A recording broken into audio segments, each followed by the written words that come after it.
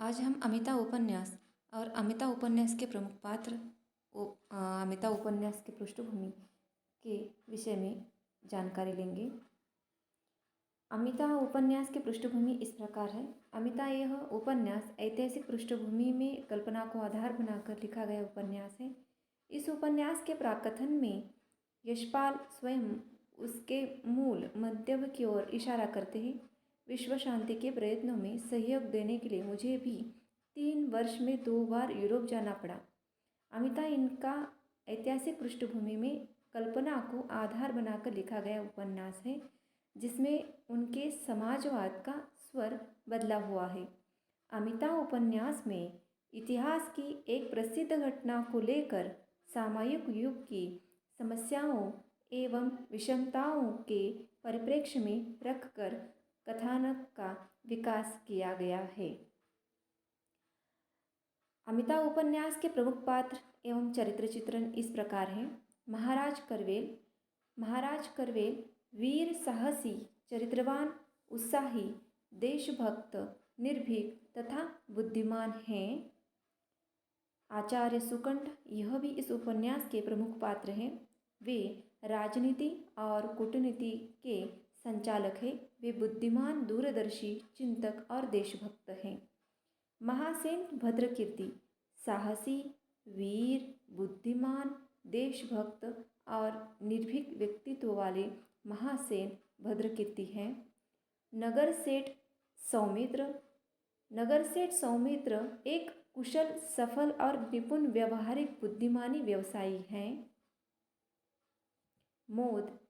मोद इस उपन्यास का प्रमुख पात्र है। कुशल चित्रकार, मूर्तिकार, विट्ठल का दास, सीता का प्रेमी, भावुक एवं संवेदनशील पात्र हैं। अशोक इस उपन्यास का प्रमुख पात्र है। एक महत्वाकांक्षी, वीर, साहसी, उत्साही, निर्भीक तथा संवेदनशील राजा के रूप में यहाँ प्रस्तुत है। अमिता इस उपन्यास की नायिका है। अबोध, भावुक, चंचल, बुद्धिमती तथा अहिंसावादी बालिका है। महारानी नंदा अमिता की माँ है और कलिंग की महारानी बुद्धिमती, आदर्शवादी तथा अहिंसा में आस्था रखने वाली नारी है। इसके बाद कंचुकी कलिंग देश की महारानी का विशेष कर्मचारी है, जो बुद्धिमान, सहनशील और कर्तव्यनिष्ठ है। हिता कलिंग की युवराज्ञी की विशेष दासी है, जो संवेदनशील, भावुक, मोद की प्रेमिका है। वापी हिता की माँ है और बुद्धिमती, स्नेहमयी, भावुक भी है।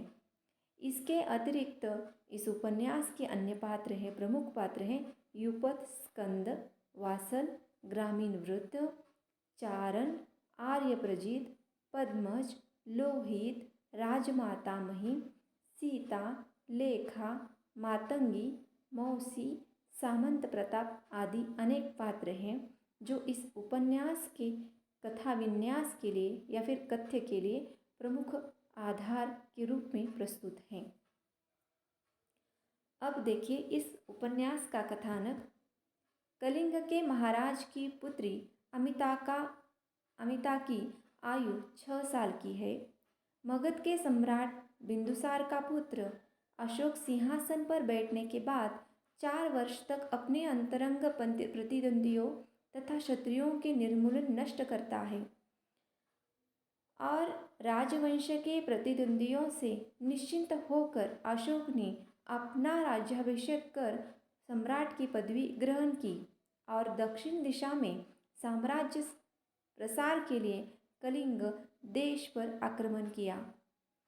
कलिंग के महाप्रतापी महाराज करवेल ने आगे बढ़कर उसके आक्रमण का प्रतिरोध किया और अशोक को परास्त होकर वापस भी जाना पड़ा।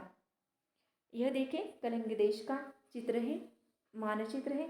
अब देखते हैं कि उस युद्ध में महाराज करवेल इतने अधिक घायल हो गए कि 1 वर्ष तक शल्य चिकित्सा करवाने के बाद भी स्वास्थ्य लाभ न कर सके। राज ज्योतिषों द्वारा बताई गई जिस शुभ घड़ी में महाराज ने अशोक के आक्रमण का प्रतिरोध करने के लिए उत्तर दिशा की यात्रा की थी, उसी समय उनकी पत्नी महारानी नंदा ने एकमात्र संतान अमिता को जन्म दिया। मरने से पूर्व महाराज करवेल अपने वंश और राज्य की रक्षा का भार राज्य परिषद पर छोड़ जाते हैं। अब देखिए ये विहार का चित्र है। विहार देखिए कैसे होते हैं। विहार और अमिता की माता महारानी नंदा और इसके दृष्टि से महत्वपूर्ण यह विहार है।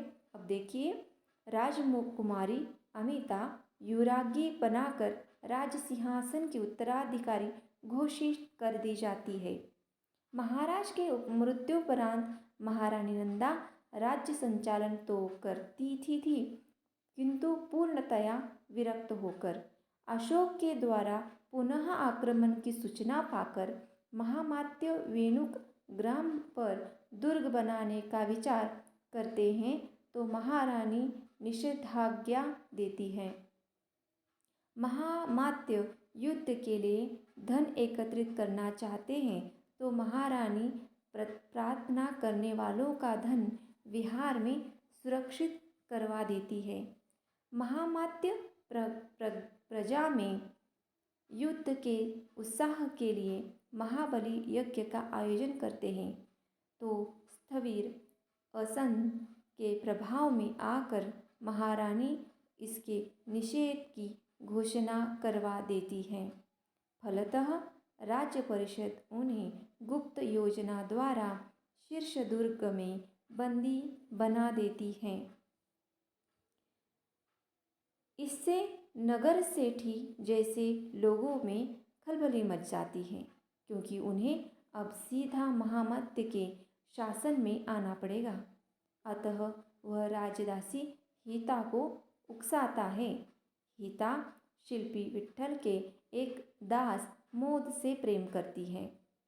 इसका लाभ उठाते हुए सौमित्र हिता से कहता है कि मोद मंदिर में जाकर शंख बजाए और राजमाता लौटने की प्रार्थना करे।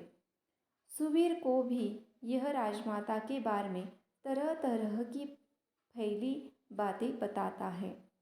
हिता को जब पता चलता है कि राजमाता को शीर्ष दुर्ग में ले जाया गया है तो उसे भीतर जाने से कौन रोक सकता है और हिता ऐसा ही करती है। उधर अशोक की सेना भद्रकीर्ति के बंदी बनाए जाने के बाद नगर पर अधिकार करने के लिए बढ़ने लगती है। महामात्य चिंतित हो उठते हैं।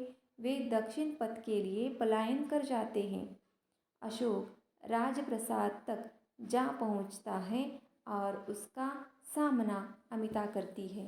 वह अशोक से कहती है, तुम अशोक हो? तुम तो बहुत सुंदर हो। तुम प्रजा से क्यों छीनते हो? तुम प्रजा को क्यों डराते हो? प्रजा को क्यों मारते हो? तुम्हें क्या चाहिए? अमिता की बाल सुलभ किंतु तर्कपूर्ण बातों से वह निरुत्तर हो जाता है। भविष्य में युद्ध न करने की घोषणा कर देता है।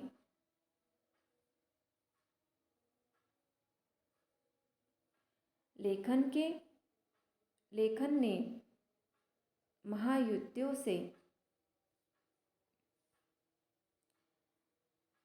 त्रस्त विश्व मानवता और विश्व शांति की समस्या को उठाया है।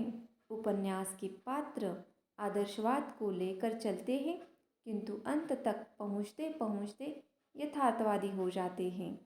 समाज में व्याप्त धार्मिक आस्था, भाग्यवाद, दास प्रथा, निम्न वर्ग पर अत्याचार, मादक द्रव्यों के प्रति रुचि, उच्च वर्ग में व्याप्त विलासिता, देश की रक्षा का महत्व, युद्ध के कारण उत्पन्न स्थिति की चित्रण, बालिका की मानसिकता तथा अशोक के हृदय पवित्र परिवर्तन आदि घटनाएं ही सब समस्याएं हैं जिनका चित्रण करना लेखक का उद्देश्य रहा है। युद्ध की समस्या का समाधान शांति और अहिंसा को लेकर उपन्यास का केंद्र है। धन्यवाद।